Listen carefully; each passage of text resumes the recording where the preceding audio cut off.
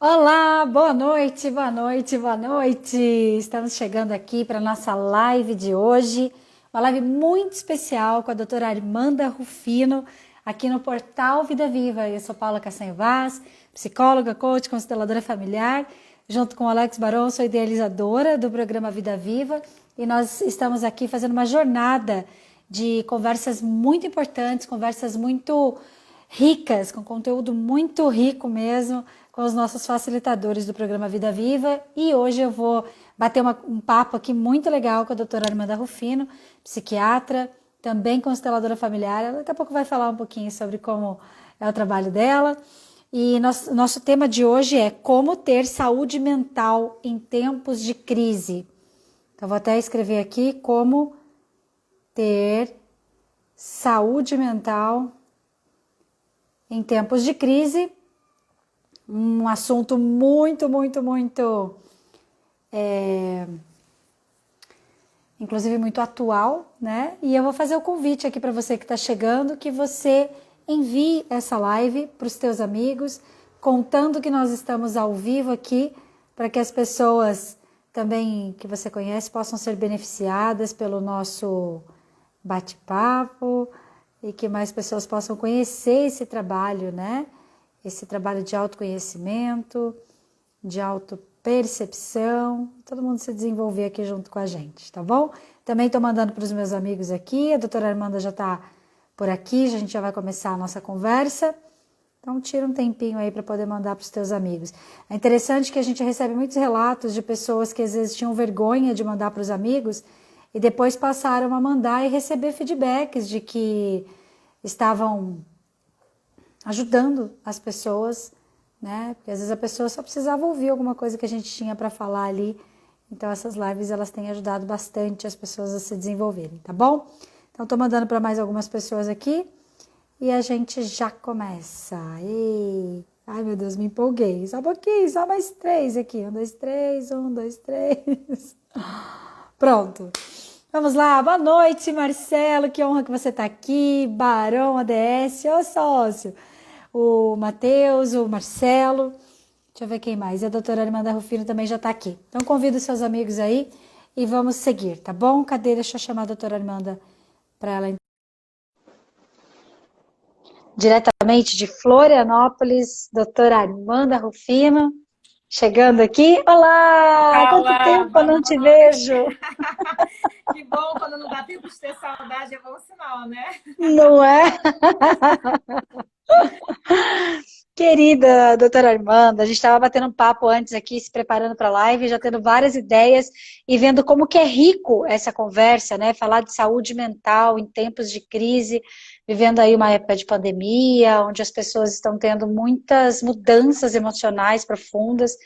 Nós mesmos, né, que a gente se desenvolve tanto, está sempre aqui se lapidando, a gente também tem as nossas questões, que a gente está sempre se lapidando, está sempre se trabalhando, né, Armanda?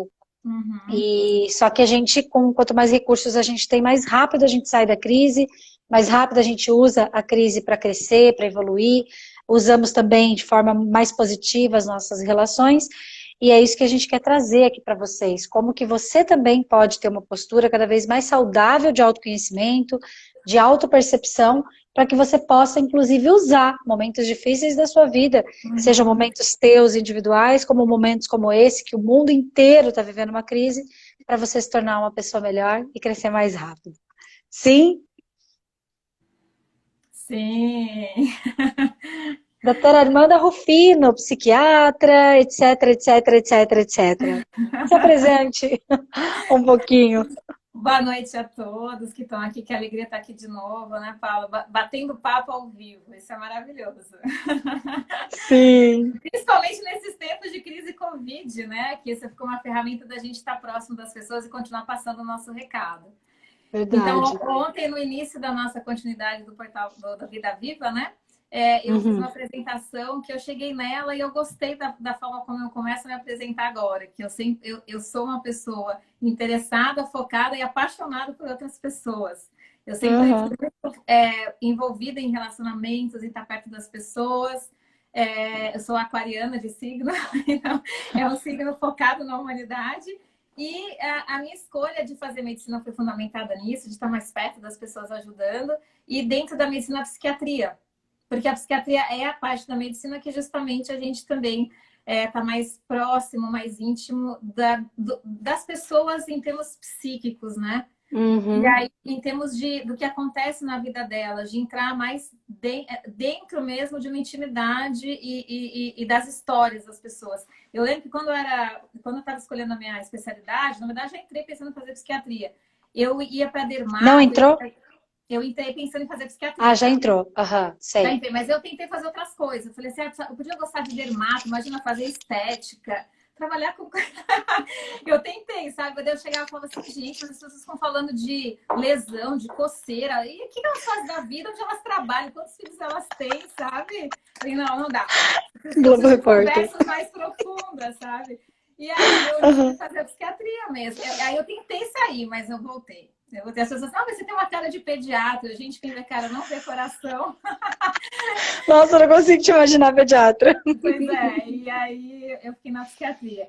Então, a psiquiatria é justamente essa área que é foco do nosso tema hoje, que é a saúde mental, né, Paula?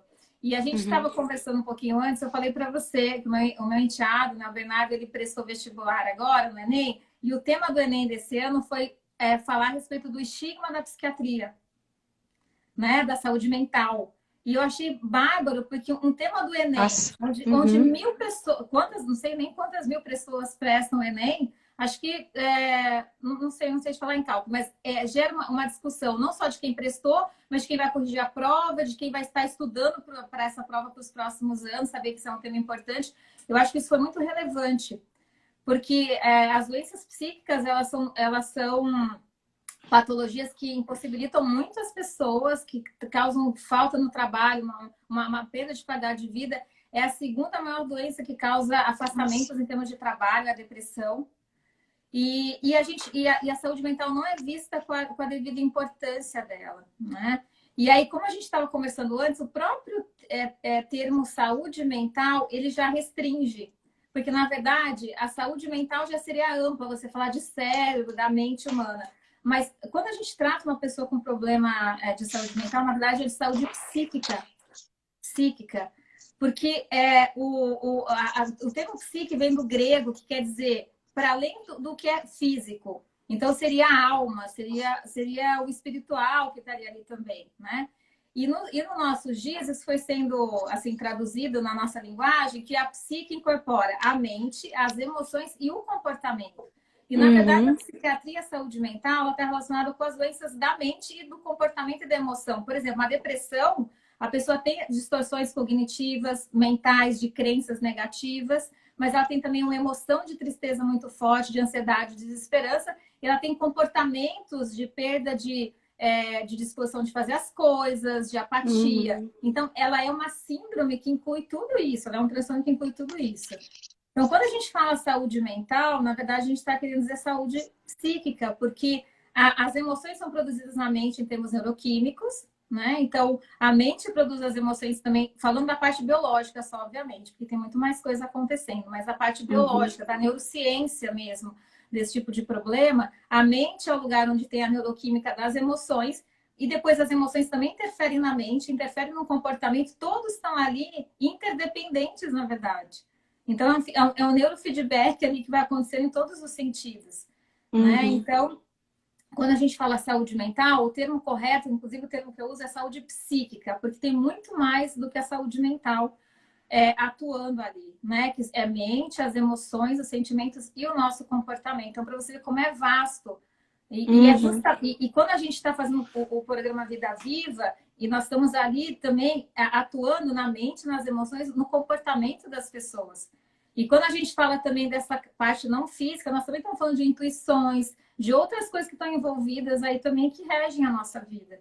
Então é algo bem Sim. complexo, é algo bem complexo. É. Ô, Armando, e até assim, falando de uma divisão que ainda é feita na mente das pessoas, né? Que você, a maioria das vezes, você chama de cartesiano, versus o sistêmico, por exemplo, né? Uhum. Mas a gente ainda tem muito esse estigma, né, de que a pessoa, por exemplo, que vai no psiquiatra, que ela vai no médico, que ela vai no psicólogo, que ela é louca, que ela é fraca, que ela...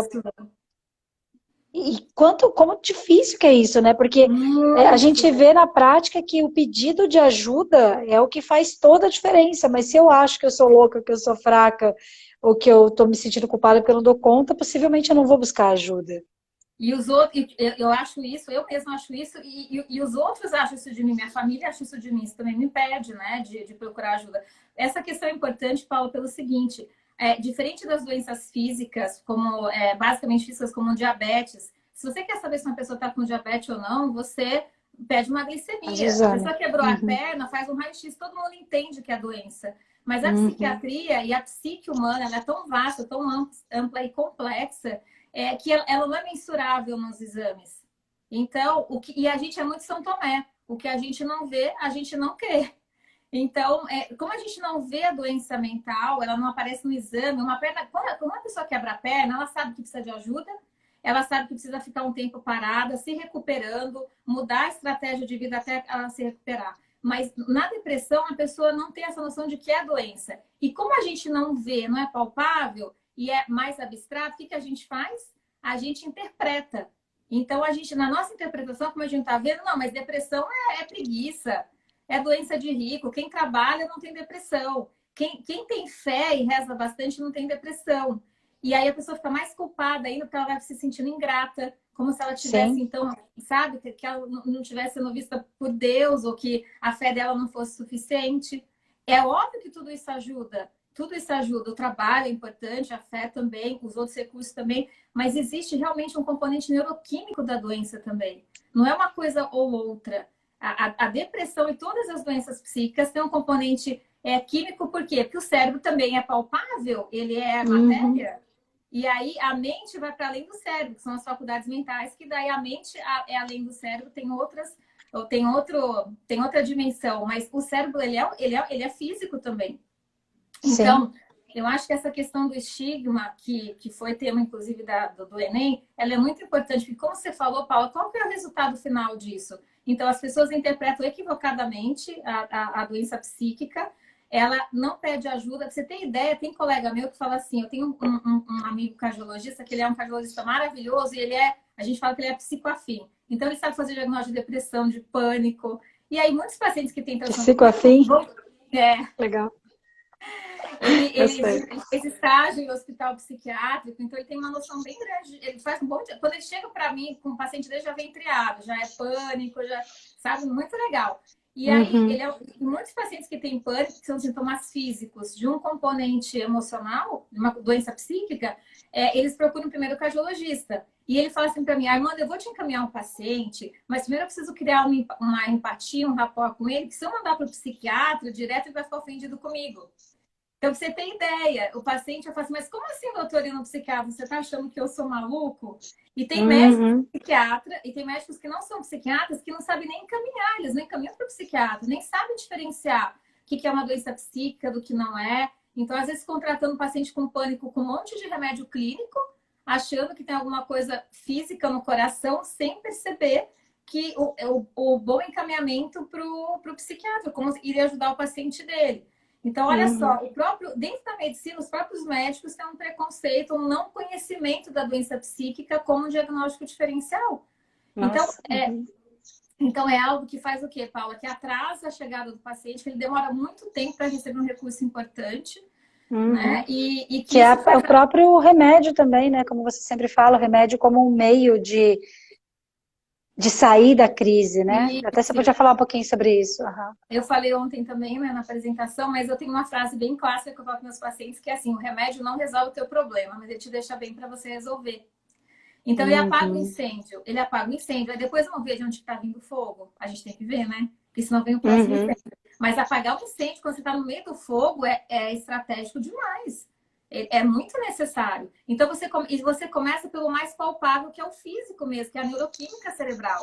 O físico é mais fácil de você pegar, palpar e dar melhor a começar, né? Então você volta a comer, você volta a dormir, você fica sem aqueles sintomas de ansiedade, você fica você fica com um ritmo de disposição recuperado, de energia, e aí você pode fazer, então, os mergulhos que você precisa fazer, olhar para onde você tem que olhar, fazer aquilo que só você pode fazer por você, rever tua relação de trabalho, rever teu casamento, rever o que te deixou, o que te levou a ficar nessa situação também, em termos existenciais, familiares, né?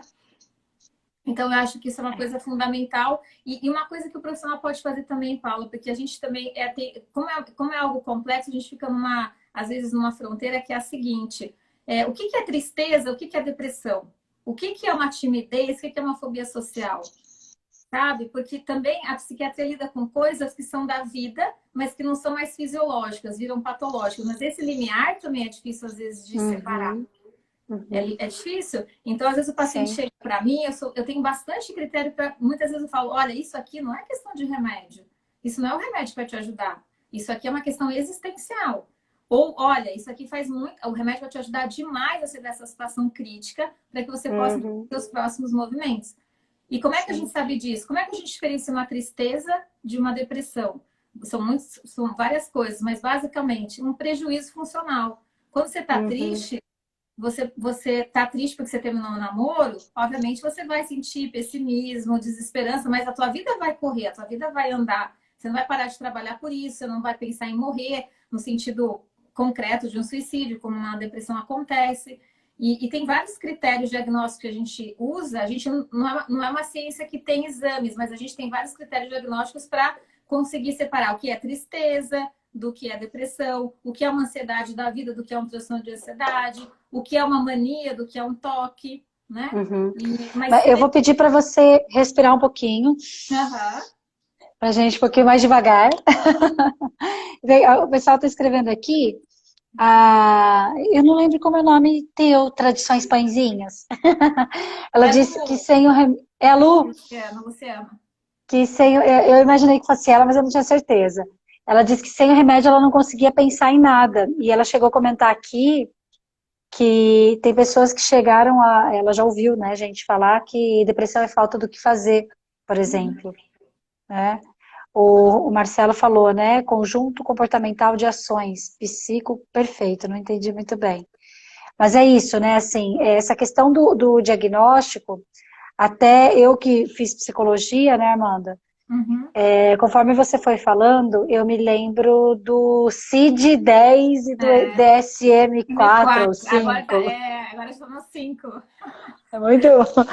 E eu lembro que quando... Isso daí são manuais de critério diagnóstico, né? E eles são as referências. Então, por exemplo, a gente ia lá, a gente estava estudando módulo de doenças psiquiátricas, então, módulo não chamava módulo na época, disciplina. Então, a gente ia lá, ok, critério diagnóstico, depressão, transtorno de ansiedade, toque, babá. E eu ficava muito louca, porque eu falava, gente, como é que alguém consegue fazer a diferenciação? Porque às vezes era um detalhe. Era muito pequeno o detalhe entre um e outro. E eu admiro muito os psiquiatras assim, que responsabilidade que é você conseguir ali. Por isso que tem que ter essa sensibilidade, tem que ter essa humanidade, né? Esse movimento que eu admiro muito em você, inclusive, que consegue olhar por todo da vida do cliente, do paciente. Não sei se todos os profissionais trabalham dessa maneira, mas você é a pessoa que mais convive. Mas esse processo de olhar para o teu paciente e conseguir, junto com ele, checar quais são os critérios de prejuízo social, de prejuízo físico, de prejuízo de questões mesmo dele, a ponto de, junto com ele, você verificar não só o diagnóstico, porque eu sei que tem muitas pessoas que até precisam do nome para se sentir felizes e outras que não precisam do nome da doença, né? E conseguir, então, traçar essa estratégia de parar a crise, ou pelo menos lidar com a crise, para daí, então, passar para o próximo passo, que é esse passo mais profundo, né? De se autoconhecer e de começar a tratar a raiz do problema. Exatamente. Eu vou falar uma coisa aqui que o Rodrigues disse, eu vou pegar o gancho dele aqui, que eu achei importante. Mas antes, Paula, assim, o nome da doença, por exemplo, se é um toque, se é um pânico, Eu acho que ele é importante na medida de mensurar algo. Quando você tem uma pneumonia, quando você tem uma meningite, é importante você separar uma coisa da outra para ter a Sim. conduta adequada. Então, quando a gente está falando do lado cartesiano, o nome é importante porque o nome muda o procedimento, muda o remédio que é necessário, muda o prognóstico em termos médicos. Então, acho que o nome, não como algo que paralisa, mas como algo que te conecta com uma realidade clínica. Sim. É uma parte só, mas eu acho que o nome é importante. Sim. Pra Não, mas eu quis dizer que identificação. tem pacientes que eles querem o nome de qualquer jeito, porque, pelo menos eu vejo isso na prática clínica psicológica, né? Que a pessoa, ela deseja ter um rótulo para ela se sentir confortável mesmo, de, peraí, agora eu sei o que eu tenho.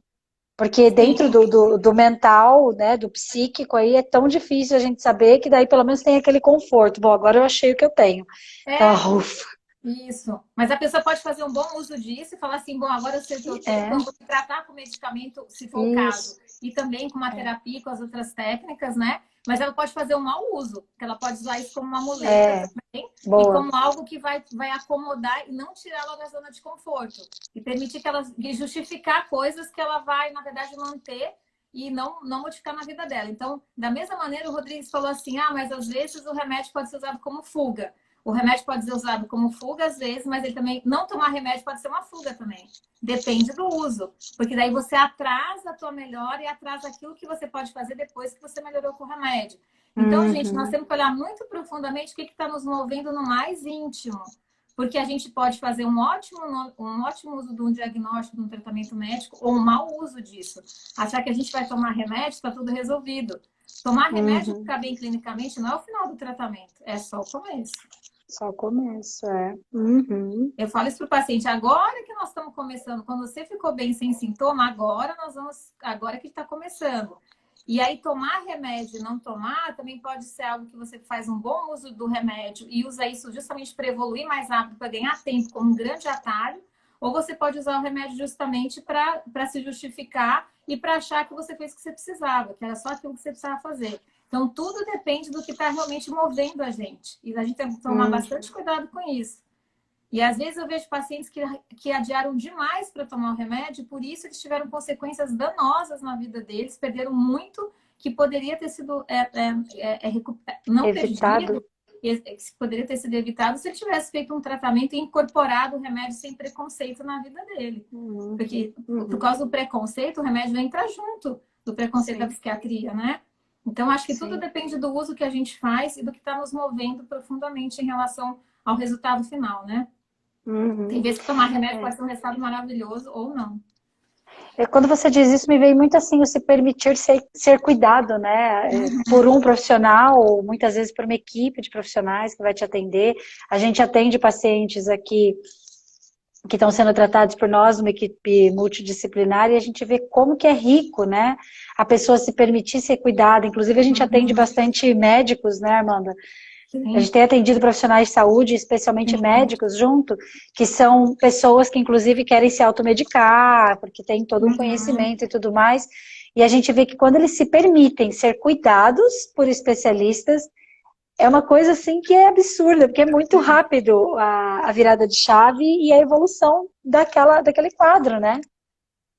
É maravilhoso quando a pessoa chega nesse ponto, né, Paulo, de confiar na equipe, confiar e aí usar todos os recursos disponíveis. Se for usado com critério, Paulo, por que precisa ser o remédio ou a constelação ou o tratamento? Pode ser tudo junto, dentro daquilo que faça sentido para a pessoa e que possa potencializar uma melhora e a gente ganhar tempo de evolução, né? E tempo de vida bem vivida. Então, não precisa ser uma coisa ou outra. A gente pode ser rico no sentido de não lidar com a escassez, né? De ter que ser uma coisa. Então, eu só tomo remédio.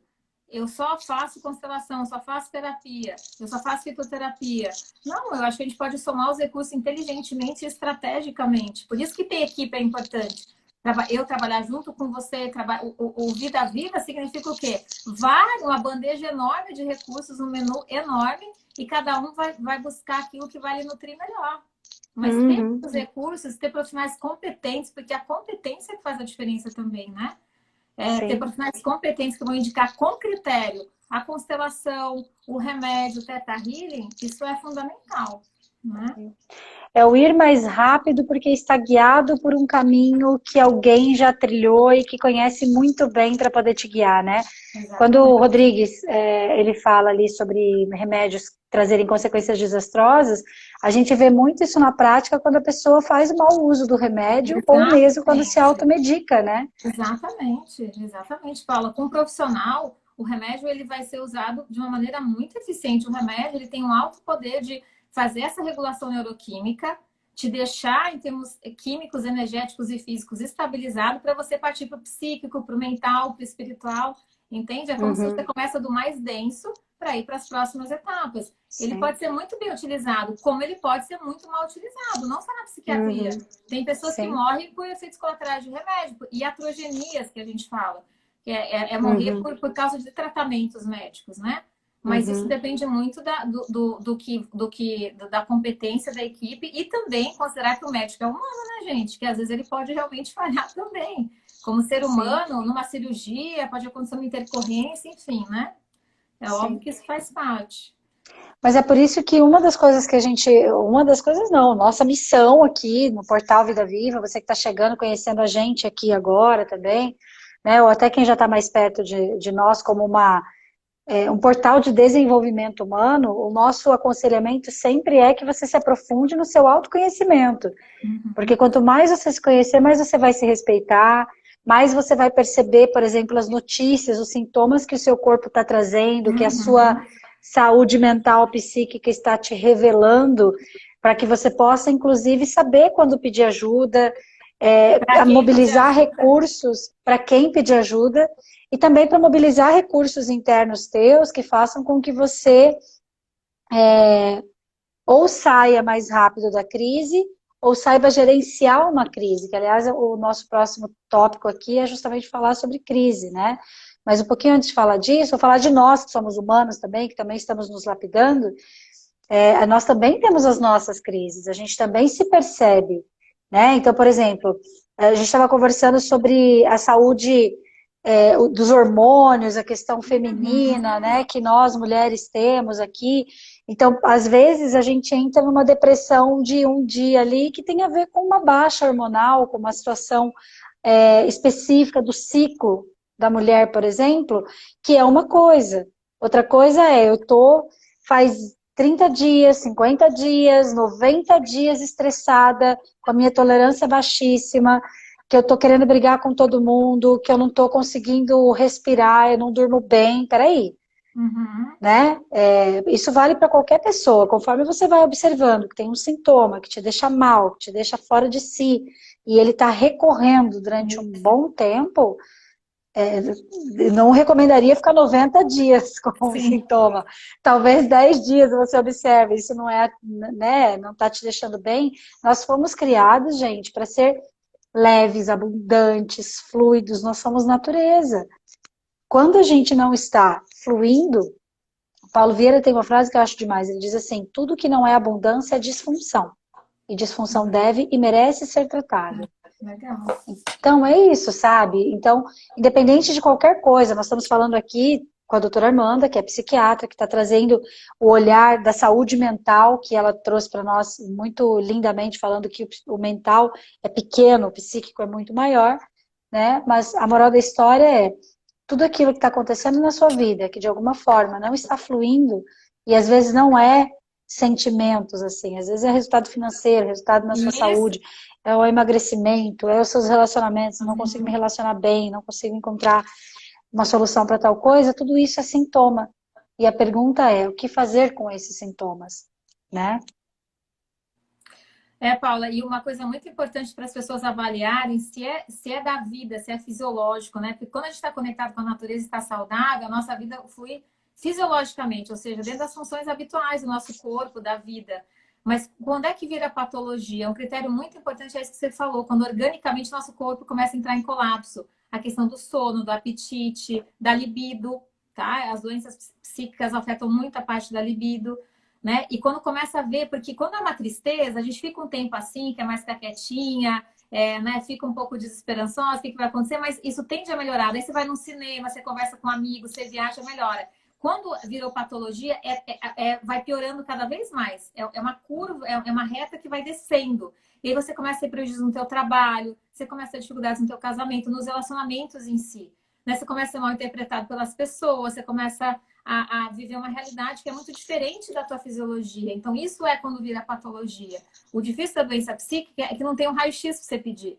Ai, deixa eu ver se você tá com tristeza ou depressão, ou já virou depressão. Vou pedir um exame de sangue. Não tem isso. Então, por isso que o médico psiquiatra, ele tem que ter essa noção e esse conhecimento de experiência com pessoas, de estudos, né? Porque esses manuais que você falou, o CID e o DSM, são de estudos populacionais muito grandes que chegaram nessa conclusão. Não é à toa que se chega nisso também. É uma base, né? É uma estrutura de onde você pode partir numa ciência que ainda não tem esse tipo de exame. E que estão sendo melhorados, tanto que quando eu fiz faculdade era DCM-4, agora é DCM-5.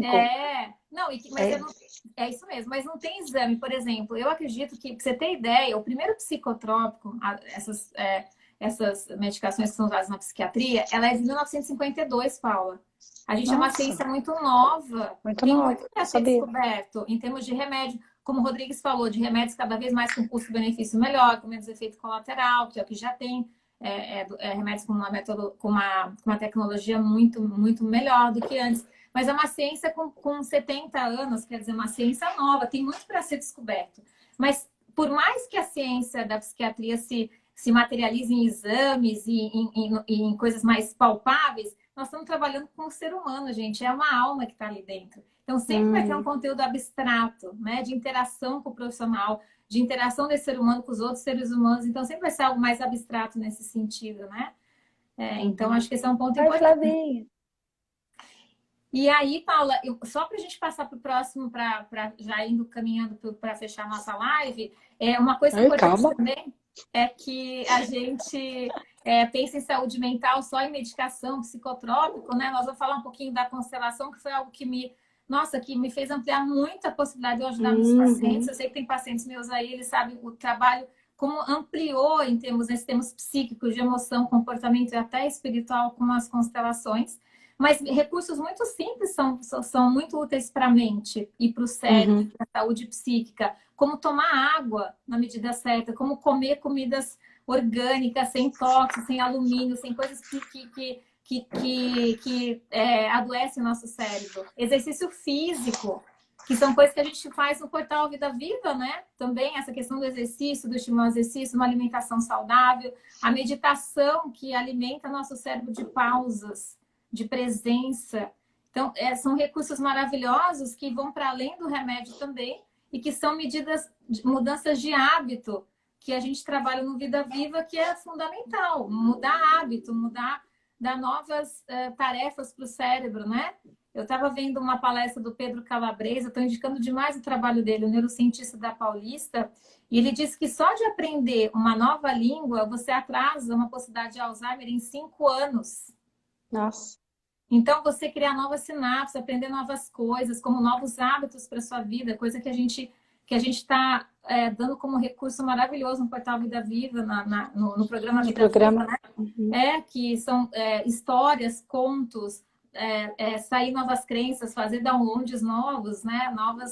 Novas perspectivas. Então, a constelação como uma possibilidade de você olhar para a tua família, para o teu sistema de uma nova maneira.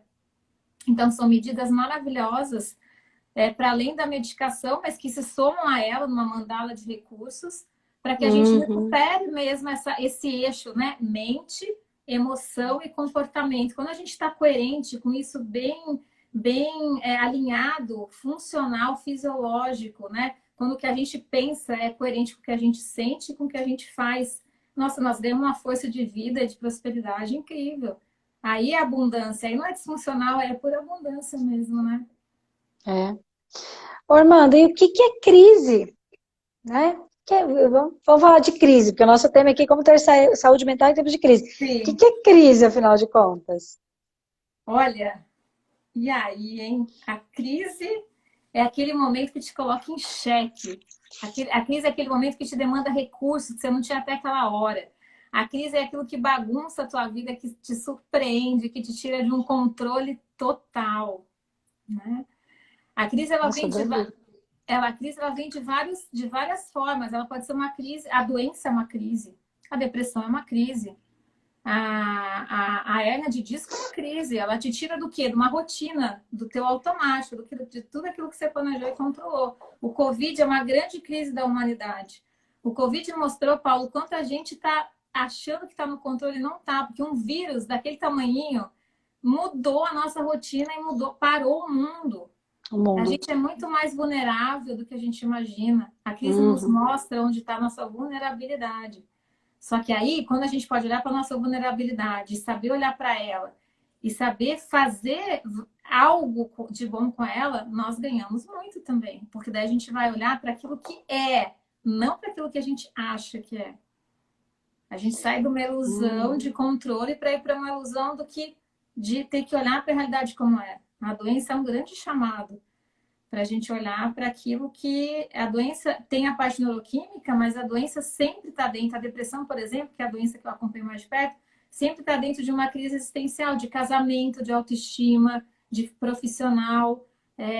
Então, é o momento de você olhar para isso. É uma grande oportunidade, né? Que a humanidade teve com o Covid, de olhar para aquilo que estava totalmente no automático.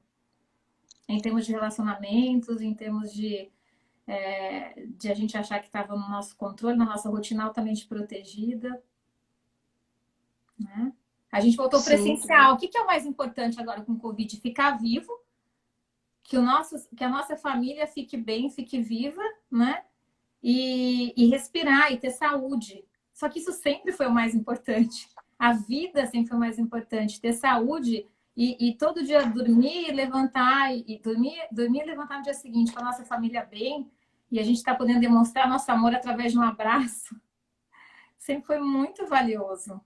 Só que precisou vir uma doença para mostrar o valor disso, porque a gente no automático não estava nem lembrando disso. Tava para fora, né? Inclusive. A crise nos faz olhar para dentro. Muito interessante isso que você fala da ilusão versus o que é real, né? Porque, assim, a gente, dentro dessa mente, dessa psique aí, a gente tem tantas influências, né? E, na verdade, acho que a gente se perde muito cedo sobre o que é verdade, o que é mentira, o que é ilusão, o que é realidade. E a gente vai construindo histórias, vai validando essas histórias nas experiências que a gente vai vendo, como se aquilo fosse realmente um conjunto de verdades, mas sem escolher.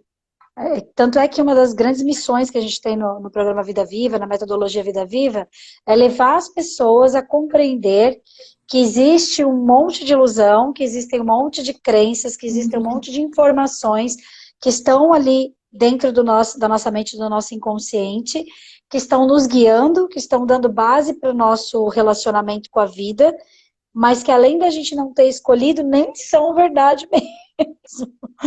Então essa história da mente não sabe a diferença do real e do imaginário. E esse poder que a gente tem de criar as nossas verdades é uma coisa muito pouco falada ainda, né?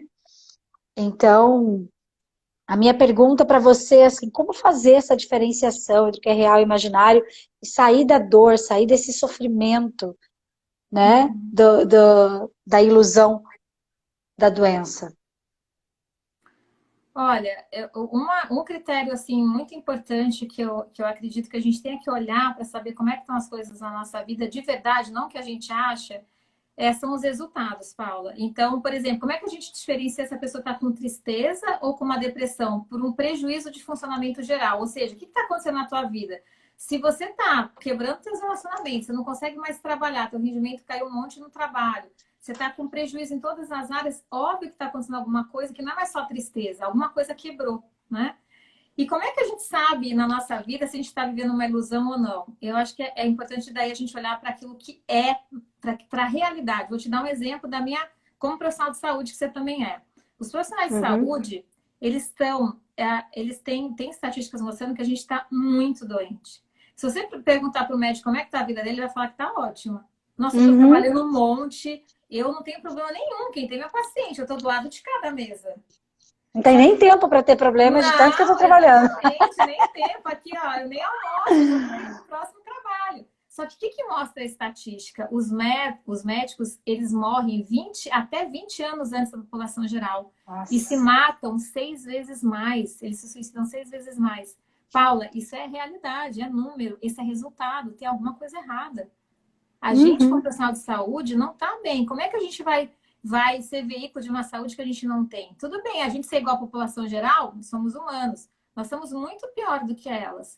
Então, tem alguma coisa na nossa postura, no nosso jeito de funcionar, no nosso jeito de prestar essa ajuda que está nos prejudicando, que está nos tirando tempo de vida, que está nos tirando até um propósito de vida, né, com suicídio.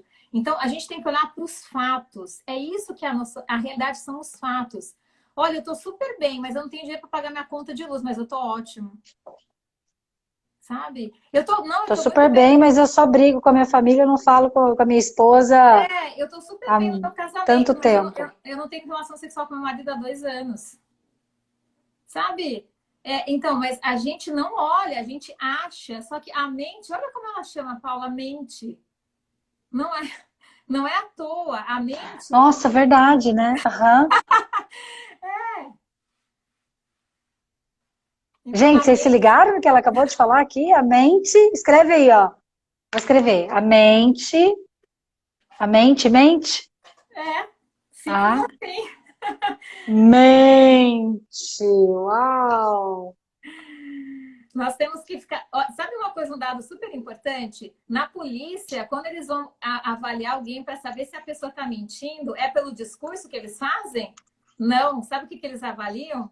Eles colocam aparelhos para ver frequência cardíaca, suor nas mãos e dilatação da pupila. Ou seja, quem vai falar a verdade? Teu corpo vai falar a verdade. A tua mente, o teu discurso está redondinho. Não, eu não matei aquela pessoa, eu não roubei aquele lugar. O discurso, político, meu Deus. A mente dos políticos é brilhante para fazer um discurso maravilhoso. Só que é o corpo que vai estar dando a noção de realidade. Então, a doença é o teu corpo te mostrando a verdade. Tem alguma coisa que não está batendo, que você precisa olhar mais fundo, que você não está vendo a tua verdade. A doença é o corpo mostrando a verdade, que não está bom. Que não está bom. Tem alguma coisa na tua estratégia que você precisa rever. Então, essa é a forma de você lidar com a realidade. A mente é polarizada, né, Paula? Ela é assim ou não. Ela é assim, ou remédio ou constelação. Ela não tem... É 8 ou 80. Ela não conhece o 44. Ela polariza. É 44, noite ou dia. Gostei. Né? Ela não conhece. E ela é maravilhosa, gente. A mente, o que a gente faz com a mente, a gente usa uma proporção minúscula do que a gente poderia, em termos de potência de mente. Ela é maravilhosa. Mas ela é maravilhosa quando ela está a serviço de algo. Não ela na liderança. Ela tem que estar a serviço de algo, a serviço de um propósito. Ela tem que estar sendo conduzida e não conduzindo. E ela é uma ferramenta incrível que a gente tem. Armanda, e você falando sobre isso, né, que a mente traz, na verdade, assim, o corpo traz o sintoma, né? Então, o corpo ele vai revelar a verdade. E a gente vê isso na prática de várias formas, não só o corpo físico mesmo, como o corpo como resultados, como você falou. Qualquer tipo de resultado que se materializa na nossa vida é um sintoma. Pode ser um sintoma de que a tua estratégia está indo para o lado da luz, pode ser um sintoma que mostra que a tua estratégia está indo para o lado da sombra, da escuridão. Ok. A constelação, aí vamos trazer um pouquinho para algo que nos trouxe a estar juntas aqui, inclusive, que é a constelação familiar como uma ferramenta de autoconhecimento, né? Como uma filosofia, uma postura de vida que nos faz enxergar justamente o que a mente não nos mostra ali claramente. Ela não alcança, ela não tem capacidade de alcançar.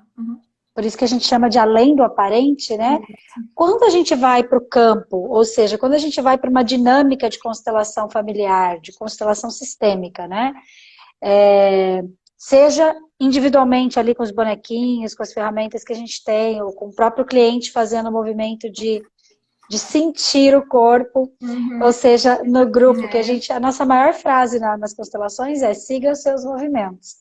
E quando você falou da questão do corpo, me veio imediatamente, falei, caramba, nem eu tinha feito uma associação tão direta, porque da mesma forma que a verdade vem à tona através do corpo, que às vezes você não está sensível para ver, mas ela vem, né?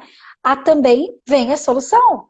Tanto é que quando a gente fala, siga seus movimentos, feche os olhos um pouquinho, sinta o seu corpo, para onde o seu corpo te leva. Aí a gente está ali numa dinâmica, por exemplo, leva para o pai, leva para a mãe, leva para uma dor ali não vista. Ali, o próprio corpo direciona, isso até me arrepia de falar, para um movimento de solução. Então, a solução, ela sempre vai estar, gente, independente do recurso médico, psicológico, alimentar. A Nutri Luana está aqui, a doutora Andréia chegou também, seja bem-vinda. Chegou, é verdade. Ela chegou, que bom. Então, assim, independente do recurso que você vai utilizar, a resposta, gente, está sempre dentro. É verdade, dentro. Mas passa pelo corpo também, e o coração está dentro do corpo, e sim, está dentro, é verdade. E essa parada, né? O parar para se perceber é a solução de tudo.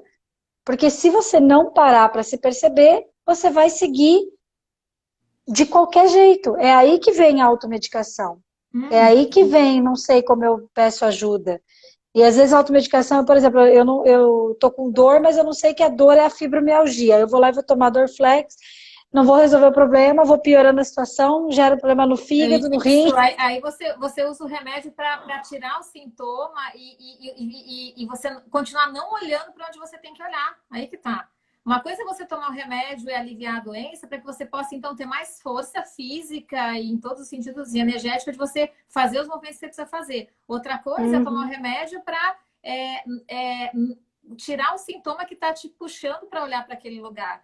Então, é isso, é um bom ou um mau uso do remédio. Um uso para acomodar, para manter na zona de conforto e um uso para você ir para uma outra zona, né? Para você passar, fazer uma transição para uma próxima plataforma aí, né? Sim. Então, eu diria até que é o bom ou mau uso da crise. O bom ou mau uso do sintoma, né? Porque a gente está falando da crise aqui. Exatamente. Até uma coisa que a gente falou no começo, como é que nós temos 10 minutinhos, tá? A gente tinha falado dessa questão da crise como que existem duas formas, né, de olhar para a crise. Existe o lado positivo e o lado negativo, e a crise pode ser uma ponte.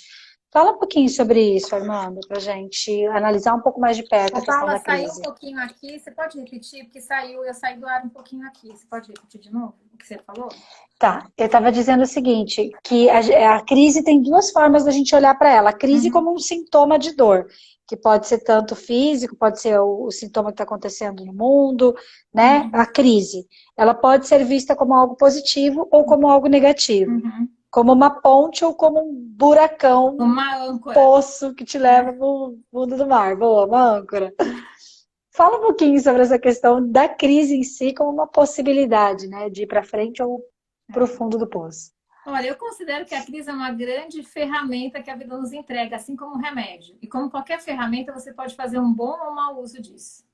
É o seu uso que vai determinar o resultado final. Então, o remédio ou a doença, você pode fazer com que isso traga um bom ou mau resultado na sua vida. A crise também, ela é uma ferramenta, então ela depende de quem vai fazer o uso dela. Então, tem pessoas que usam a crise para essa âncora justificar, então, que elas não dão conta, que elas não podem, que elas não conseguem, né? E que isso... não, então com o Covid, gente, agora que eu preciso de bolsa do governo o resto da vida, porque como que eu vou dar conta agora realmente, então, tá sacramentado que eu não vou mais poder trabalhar, que agora o mercado tá péssimo, que o mundo vai entrar numa recessão enorme.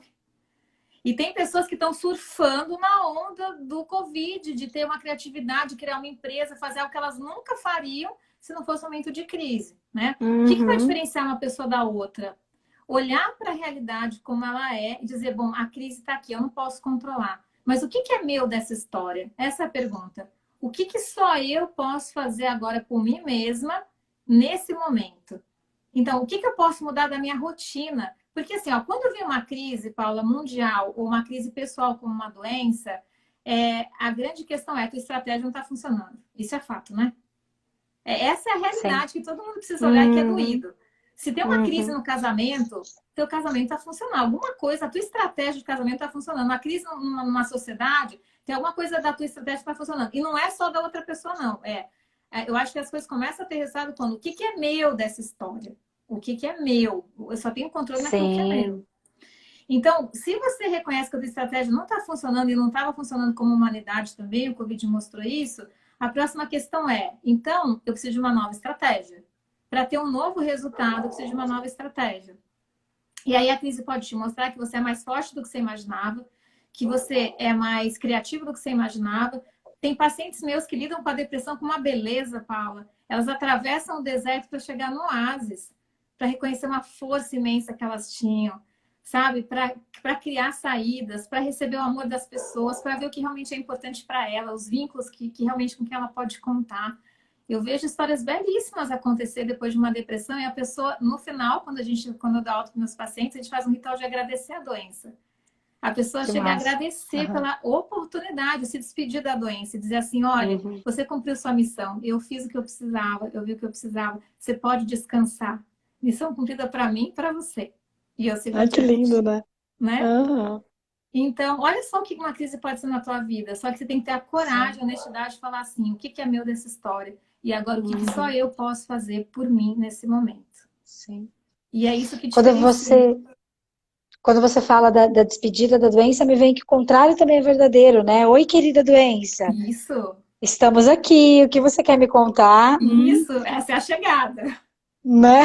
Vamos lá. Essa é a Que eu acho que chegada. serve bastante para esse momento, né? Como ter saúde mental em tempos de crise? Se você está buscando saúde mental, significa que de alguma forma você tem crise, está passando por momentos disfuncionais. Primeiro passo sempre é olhar, né? E falar, ei, eu vejo você. Isso, O que você está querendo me contar? Me presentear que eu isso. ainda não posso ver. Né? Aí você pode passar por esse caminho, então, de ver o que não está funcionando, que eu anotei os seus passos aqui, então seria o primeiro passo. Oi, eu vejo você. O que você quer me dizer? Crise, doença, dor, que eu ainda não posso ver. O que eu Vou preciso me fazer que eu ainda disponibilizar não aqui. fiz? Aham. O que eu preciso saber, fazer, saber que eu ainda O não que eu fiz preciso ou não parar de sei? fazer? O que eu preciso parar de fazer? Às vezes o mais importante não Boa. é fazer, não é fazer, é parar de fazer. Boa. Ou seja, que essa pergunta que você disse que é o que não está funcionando, né? Exatamente. Tá, vamos sentar, vamos analisar o que não está funcionando aqui, então, para que eu possa descobrir o que eu tenho que parar de fazer, o que eu posso fazer e assim por diante, né? E aí, então, criar uma nova estratégia, como você disse. E aí você pode utilizar recursos para isso.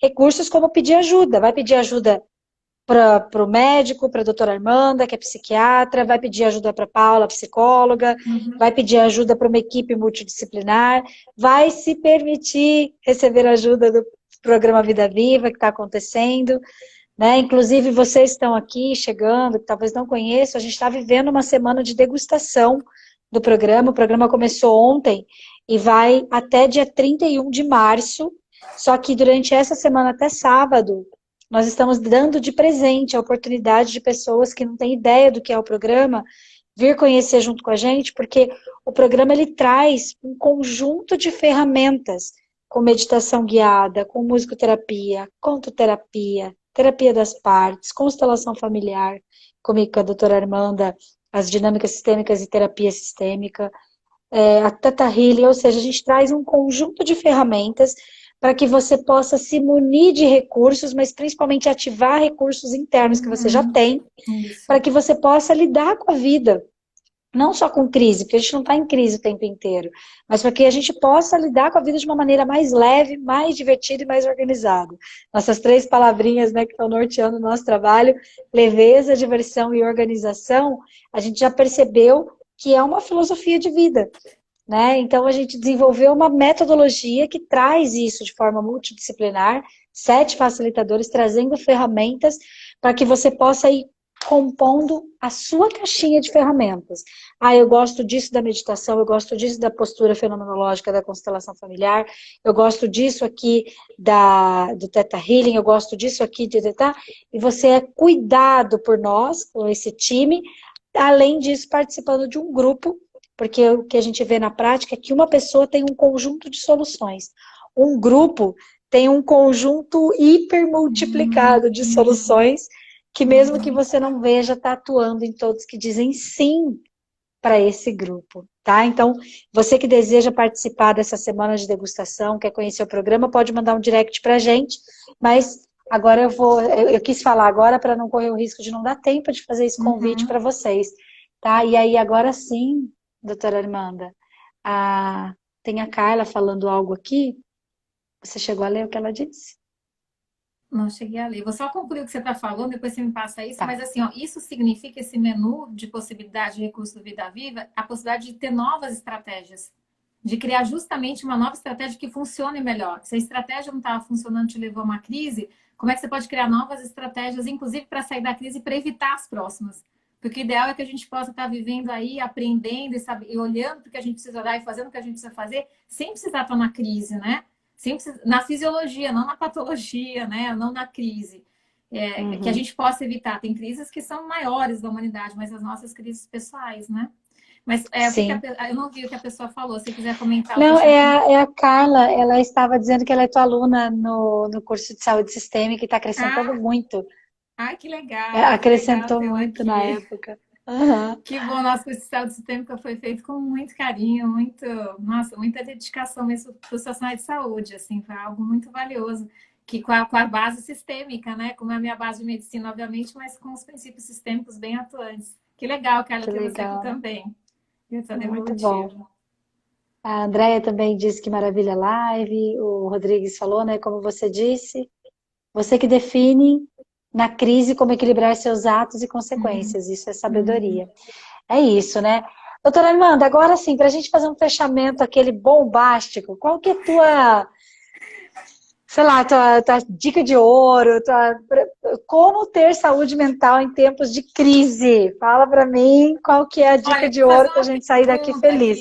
Eu já aprendi que às vezes as perguntas são mais valiosas que a resposta. Já até calor. Uma pergunta para vocês. Você está realmente disposto a fazer aquilo que você ainda não fez por você? Eu acho que essa é uma saída muito importante. A partir daí a gente pode fazer acontecer muitas coisas maravilhosas na nossa vida. Tem coisa, gente, que só nós podemos fazer por nós.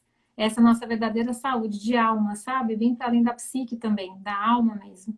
Então, essa é a disposição para a gente sair de uma crise e não entrar na próxima.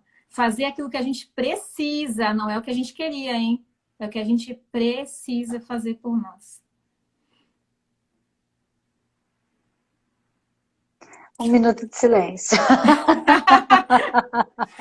Nós estamos fazendo bastante coisa que a gente precisa, né, Paula? A gente estava falando disso antes da live também. Coisas que a gente precisa fazer e que doem e que desgastam a energia e que pedem bastante da gente. Mas o preço de ficar onde a gente está e de não expandir, ele é maior do que qualquer outra coisa. Sim. Né? É bem lembrado, né? A gente só muda quando a dor de não mudar passa a ser maior do que a dor de sair. Exatamente. Né? Então é isso. Eu desejo que, inclusive, você que sente um incômodo em qualquer área da tua vida, que você potencialize esse incômodo, transforme esse incômodo em um fundo de poço logo, para que você possa ativar a dor. A dor é maravilhosa quando você usa ela como uma alavanca de transformação. Isso. Agora, se você usar ela como uma estratégia de lamentação, aí não vai sair do lugar. Ela vira tua âncora. Aí ela realmente vira tua âncora. O Alex falou ali, né? Sair de uma crise e não entrar na próxima. Isso. Justamente. Sim. E se entrar, porque a hora que a gente vê, às vezes também já entrou e a hora que viu já estava ali, que você sai mais rápido. Porque... a gente vai saindo, ganhando essa possibilidade de sair mais rápido. Às vezes a questão não é não entrar, é sair logo, é ter recursos para reconhecer e falar, opa, já sei esse caminho, já sei como sair daqui. E mudança de hábitos, mudança de dia a dia, de rotina, né, Paulo? Isso é tão importante. Às vezes é um pouquinho todo dia que a gente faça, que é o que o Vida Viva traz também, um pouquinho todo dia, feito todo dia com consciência, é isso que vai mudar. Às vezes não é um ato heróico, a gente tem que fazer, revolucionar a vida e mudar de país e mudar, e a gente leva a nossa postura junto, não adianta nada. Então é uma mudança de postura, de visão de mundo, de hábito, de rotina, desse pouquinho todo dia que só você pode fazer por você mesmo, né? A gente já abriria mais uns 2 temas aqui, inclusive com a pergunta da Andréia. A Andréia falou para a família que acompanha como colaborar nesse processo de cura. Aí nós vamos marcar um próximo bate-papo com a doutora Armanda em breve. Nós teremos convidados em breve aqui, tá, gente? No Portal Vida Viva, inclusive Nutri Luana, fica a dica. Andréia, fica a dica. Só falando aí pra vocês. Vamos chamar a doutora Andréia, porque ela tem muito para falar sobre esse Então, lado do corpo e do cérebro também, de nutrição, de exercício, né, de hormônios. Nossa, a doutora Andréia... vai acabar. Então, querida, ó, que honra, que gratidão. Vou fazer uma foto, porque ficar sem foto também não dá, né? 1, 2, 3. E sorria!